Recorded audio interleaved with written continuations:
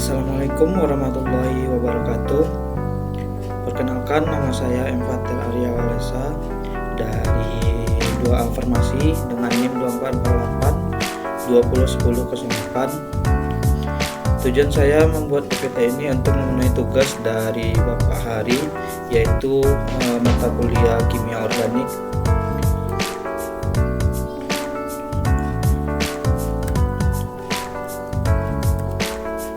Yang pertama itu aldehid. Definisi dan struktur. Aldehid adalah senyawa organik yang mengandung grup fungsional karbonil C rangkap 2O yang terikat pada atom karbon yang juga terikat pada hidrogen. Ini memberi aldehid karakteristik unik dan reaktivitas yang tinggi.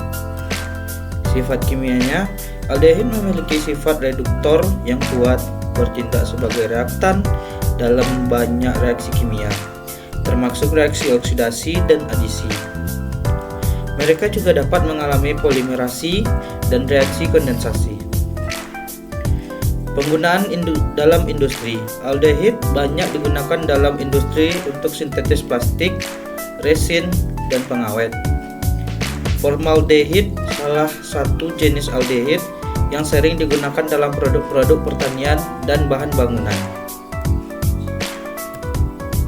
Yang kedua, keton. Definisi dan strukturnya, keton adalah senyawa yang mengandung grup fungsional karbonil yang terikat pada dua atom karbon. Struktur ini memberikan kestabilan dan reaktivitas yang khas. Selanjutnya, reaksi kimia keton yaitu dapat terlibat dalam berbagai reaksi kimia, termasuk adisi nukleofilik dan reaksi redoks. Mereka juga dapat mengalami reaksi enolisasi. Aplikasi keton dalam kehidupan sehari-hari yaitu keton digunakan dalam berbagai bidang seperti parfum, industri makanan sebagai pelarut, dan dalam produk farmasi untuk sintetis senyawa bioaktif. Yang ketiga, karbohidrat. Jenis-jenis karbohidrat dibagi menjadi 3 kategori utama, yaitu monosakarida, disakarida, dan polisakarida. Monosakarida adalah gula sederhana seperti glukosa dan fruktosa. Disakarida terdiri dari 2 monosakarida, contohnya sukrosa dan laktosa. Polisakarida adalah rantai panjang dari monosakarida seperti pati dan selulosa.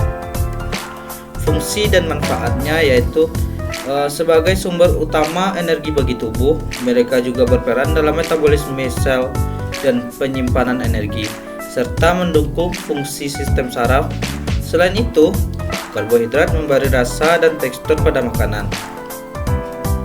Sumber karbohidrat dalam makanan yaitu sumber yang meliputi biji-bijian, buah-buahan, sayuran, dan produk susu. Makanan olahan juga dapat mengandung karbohidrat, namun biasanya dengan kandungan gula tambahan yang sebaiknya dikonsumsi dalam batas moderat. Yang keempat, asam karboksilat. Karakteristik dan strukturnya dari asam karboksilat adalah senyawa organik yang memiliki grup fungsional COOH. Mereka umumnya bersifat asam dan dapat larut dalam air. Contoh umumnya adalah asam asetat dan asam sitrat yang memiliki berbagai fungsi dalam biokimia. Reaksi dan derivatif. Asam karboksilat dapat mengalami berbagai reaksi kimia, termasuk esterifikasi, amidasi, dan dekarboksilasi. Derivatif asam karboksilat seperti ester amida juga memiliki aplikasi penting dalam industri kimia. Penggunaan sintetis kimia yaitu sering digunakan sebagai reaktan dalam sintesis senyawa organik lainnya, seperti produk farmasi, pewarna, dan pengawet makanan. Mereka juga berperan dalam sintesis biopolimer. Yang kelima, lemak. Jenis-jenis lemak itu dibedakan menjadi 2, yaitu lemak jenuh dan lemak dan tak jenuh. Lemak jenuh umumnya padat pada suhu ruang dan ditemukan dalam produk hewani. Lemak tak jenuh biasanya cair dan lebih sehat, didapati dari sumber nabati. Peran biologis lemak. Lemak memiliki peran penting dalam tubuh, termasuk penyimpanan energi, isolasi termal, dan perlindungan organ. Mereka juga diperlukan untuk penyerapan vitamin larut lemak dan pembentukan membran sel. Dampak kesehatan dari lemak. Konsumsi lemak dalam jumlah yang seimbang penting untuk kesehatan. Lemak jenuh dan trans dapat meningkatkan risiko penyakit jantung. Sedangkan lemak tak jenuh dapat memberikan manfaat kesehatan seperti pengurangan peradangan. Kesimpulannya yaitu pemahaman tentang senyawa seperti aldehid, keton, karbohidrat, asam karboksilat, dan lemak sangat penting bagi ilmu kimia dan aplikasi industri. Dengan pengetahuan ini, kita dapat lebih bijaksana dalam pemanfaatan dan pengolahan senyawa-senyawa tersebut. Sekian.